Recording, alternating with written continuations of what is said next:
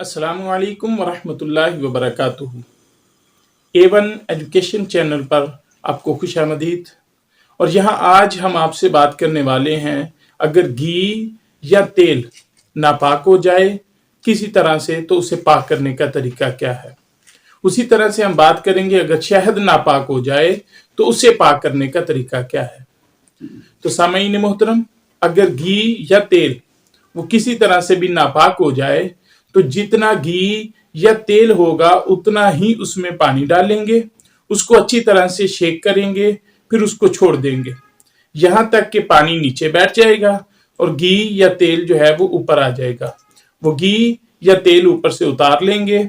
इसी तरह से हम 3 दफा करेंगे तो हमारा घी या तेल जो है वो पाक हो जाएगा। अगर शहद नापाक हो जाए तो उसमें जितना शहद है उससे ज्यादा पानी डालकर उसको खूब हिलाएं और पकने के लिए रख दें, हत्ता कि पानी अंदर से खुश्क हो जाए तो फिर शहद उतार लें। और फिर उसी तरह आपने दोबारा पानी उससे ज्यादा थोड़ा सा डालना है और ये प्रोसेस आपने 3 दफा करना है। जब पानी खुश्क हो जाए जो बाकी शहद बचेगा वो पाक होगा। अल्लाह पाक हमें हलाल और पाक व साफ चीजें खाने की तौफीक अता फरमाए।